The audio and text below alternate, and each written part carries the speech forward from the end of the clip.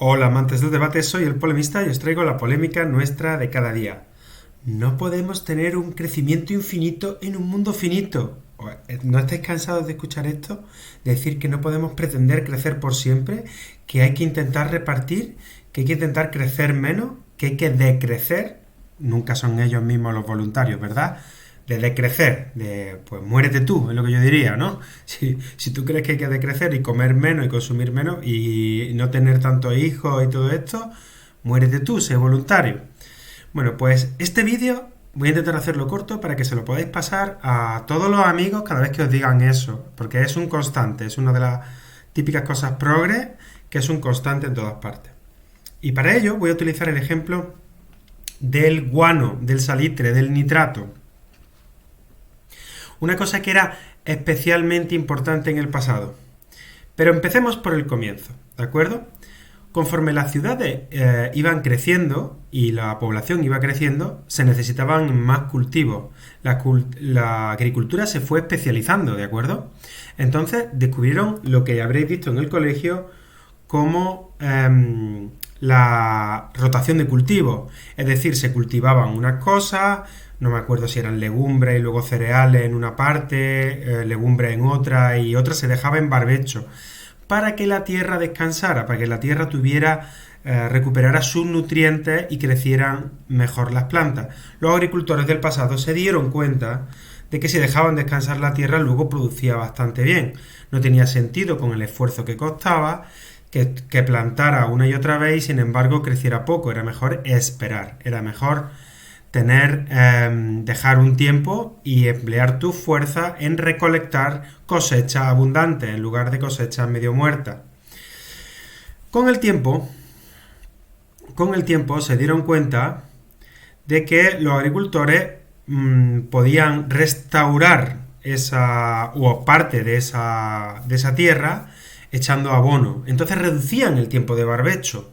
Reducir el tiempo de barbecho significa que la tierra rinde mucho más, genera muchos otros vegetales, ¿de acuerdo? Tienes que tener en cuenta que en el mundo natural las plantas crecen, mueren y el nitrógeno que contienen, que esa es la parte importante que queremos centrarnos, no vuelve la tierra porque consumimos ese nitrógeno. En el mundo natural los animales se comen las plantas y defecan en el mismo sitio y eso vuelve, el nitrógeno vuelve a la tierra, pero en los cultivos no. Entonces la agricultura se ha encargado de cortar ese ciclo. Cultivamos plantas, las consumimos y nada regresa a la tierra. ¿De acuerdo?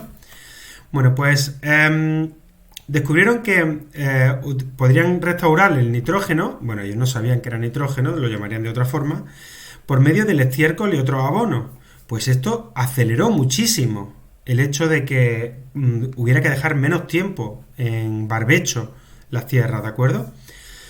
Con el tiempo, cuando se llegó a América, se encontró que el oxalato de amonio, que se encuentra en el guano, ¿de acuerdo?, excremento de aves marinas, o el nitrato de potasio, el salitre, encontrado en el salitre, son ricos en nitrógeno y que además aceleraban mucho mejor el crecimiento de la tierra, la restauración de la tierra,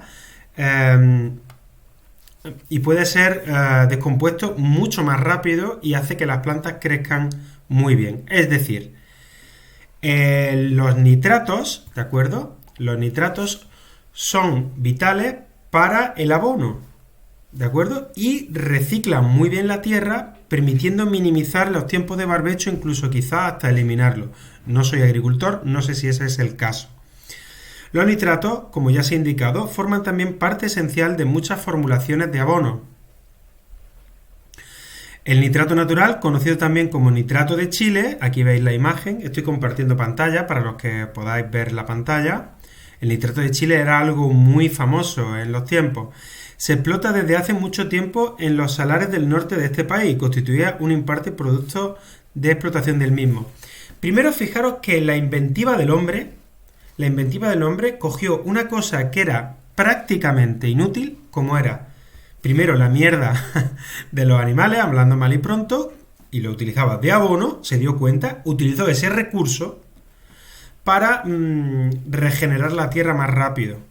Ahí tenemos que un recurso que era desechable, un recurso que no existía, que no era apreciado, como la mierda de caballo o de vacas, se utilizaba para nitrogenar la tierra y así eliminar el barbecho, ¿de acuerdo? O reducirlo.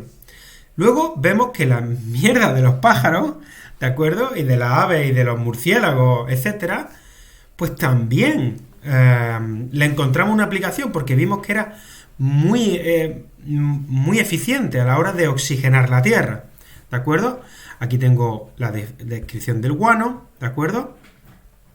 El comercio del guano durante el siglo XIX desempeñó un papel fundamental en el desarrollo de prácticas agrícolas intensivas y llevó a la colonización formal de islas remotas en muchas partes del mundo.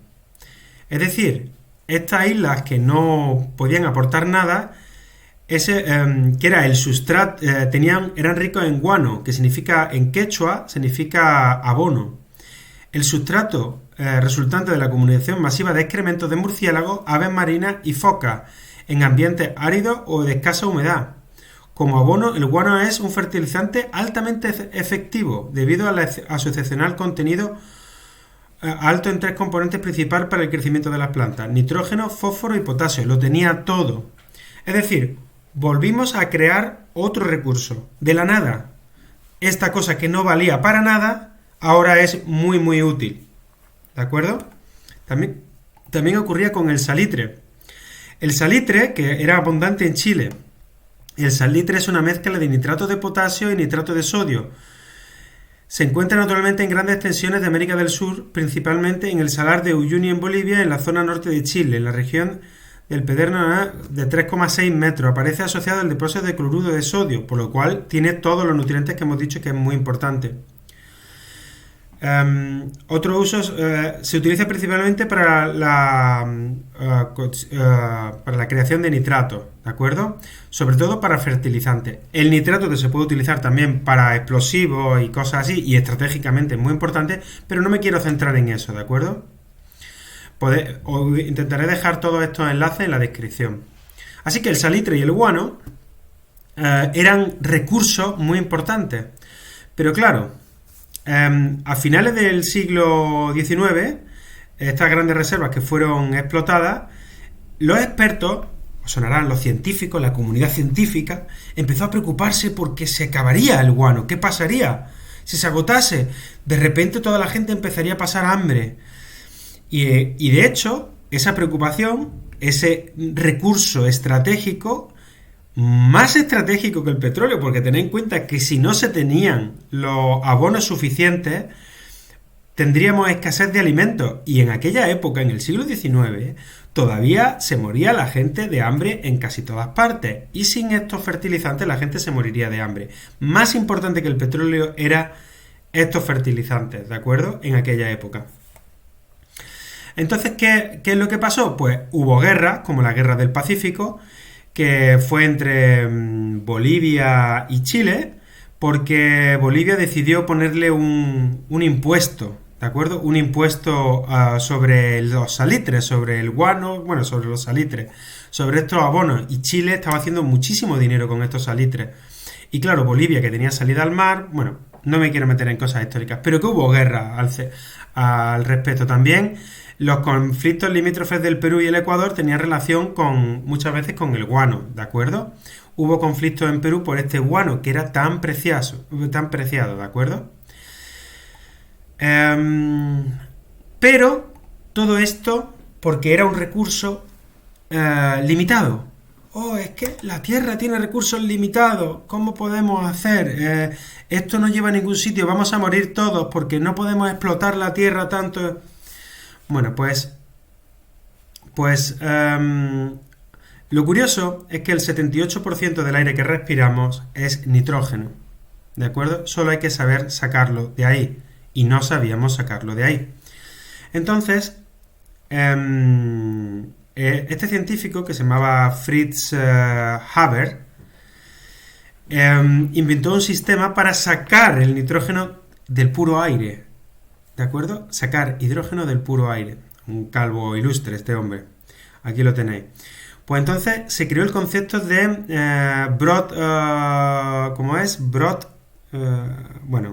Lo llamaban el pan del aire. Brot aus Luft. Es decir, inventó un sistema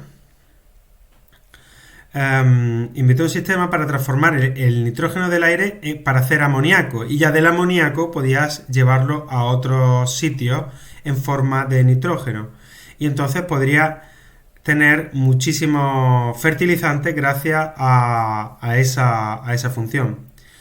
La empresa química BASF, que yo lo conozco por los CD, le ofreció un lucrativo contrato para desarrollar el proceso al ingeniero de la compañía Carl Bosch. Logró replicarlo a nivel industrial. El proceso de Haber-Bosch es tal vez el ejemplo más significativo de lo que los economistas, y prestad atención a esto, los economistas llaman el sustituto tecnológico. Cuando se aparece haber llegado a un límite físico, a un recurso límite, se encuentra la alternativa. Sustituto tecnológico. Somos expertos en encontrar sustitutos tecnológicos cada vez más eficientes. Durante la mayoría de la historia de la humanidad, si se necesitaba más comida para alimentar a la gente, se necesitaba más tierra. El problema es que la tierra es limitada. Haber-Bosch proveyó un sustituto. En lugar de más tierra, hicieron fertilizante con nitrógeno. Fue como la alquimia, Brot aus Luft, o como decían en alemán, pan del aire. Bueno, no fue exactamente del aire, pero también muchos combustibles fósiles. Sí, bueno, empezamos a consumir otras cosas. Bueno, lo que viene esto a ejemplificar, bueno, por supuesto, estas guerras del Pacífico se cortaron en seco. Como podemos ver aquí sobre el nitrato de Chile, la decadencia de la exportación del nitrato de Chile a otros países comenzó cuando Noruega decidió fabricar nitrato artificial, mucho más barato que el chileno, dado que se empleaba en medios electroquímicos para su fabricación, lo cual redujo notablemente el coste de la producción. Es decir, voy a quitar esto. Lo que quería deciros es que básicamente eso de que los recursos son limitados es mentira. Un recurso es cualquier cosa, ¿de acuerdo? El petróleo no valía nada, lo llamaban, me parece que era el mal de Texas a la Tierra.